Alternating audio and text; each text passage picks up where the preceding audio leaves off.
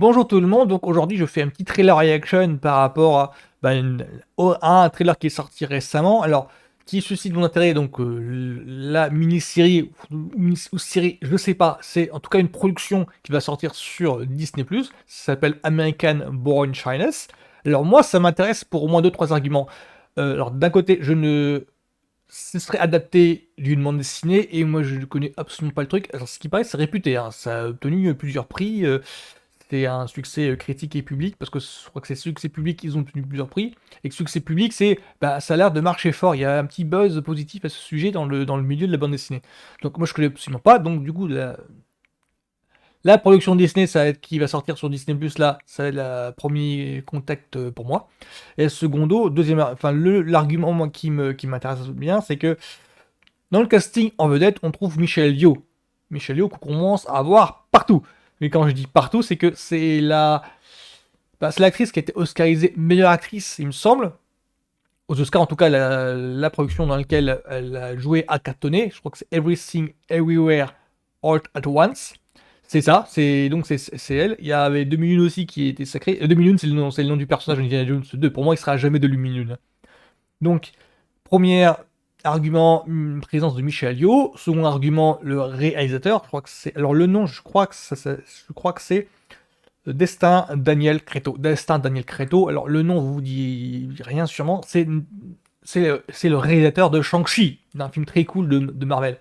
Je crois qu'il est aussi en liste pour. Je crois que c'est lui qui devrait réaliser Avengers Secret Wars. Pour vous dire que le mec, il prend de l'importance. Donc, American Born Chinese, troisième argument, c'est que le changement d'air, c'est que Michelle Yeoh, elle est un petit peu, je la vois un petit peu partout dans The Witcher Blue d'origine, dans Star Trek Discovery, je crois qu'elle a un petit rôle en guest star dans une saison 2 ou 3 de Star Trek Discovery. Alors, moi je la connais parce que Demain ne meurt jamais. Là, un vieux James Bond, période Pierce Brosnan, elle jouait la James Bond tendance Action Girl. Qu'est-ce qu'il y avait aussi Tigre et Dragon. Enfin voilà, elle a une sacrée filmo. Je crois qu'elle a. Ouais, dans les 50 ans, je crois. Enfin, voilà pour dire qu'elle a une sacrée filmo. Et moi, en tant qu'amateur de fantasy et d'action, bon, bah, je peux pas la rater. Donc là, en l'occurrence, ce qui fait pour moi le troisième argument du truc, c'est que dans le concept de l'histoire, dans le contexte de l'histoire, ça n'a rien de fantasy du tout. Et donc pour moi, ça va être un petit peu changement d'air.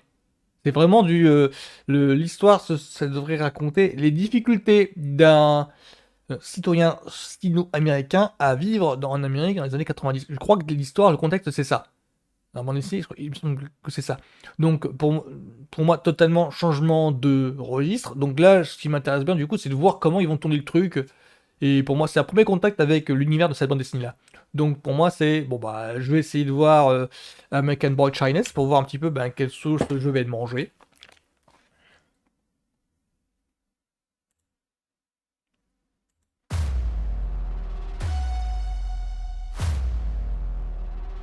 Dark forces will be coming.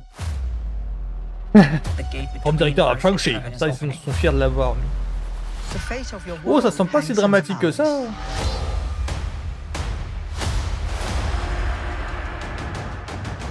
Ah, les deux sont là.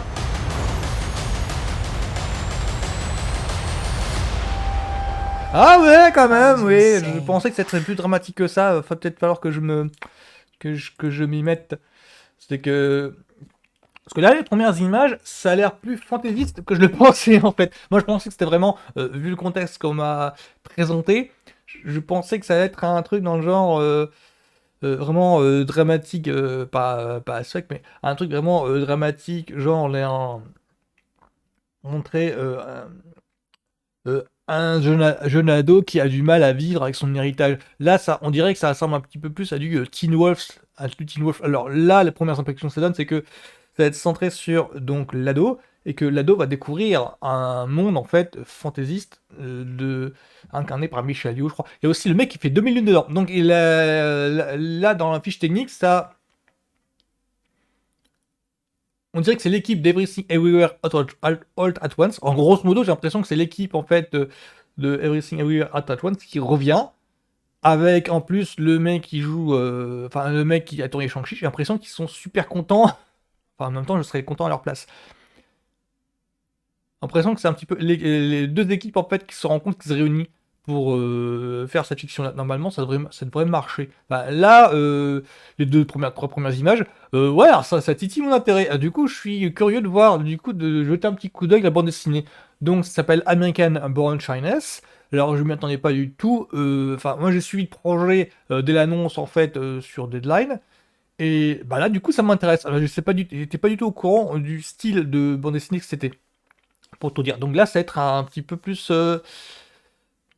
on dirait que je dirais plus exotique, mais en tout cas plus fantaisiste que je ne l'imaginais. Donc ça s'appelle ça s'appelle American Born Shyness, confondre avec Everything Everywhere.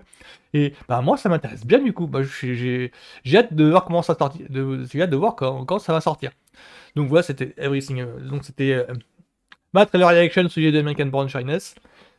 Bon week-end à tout le monde, à plus.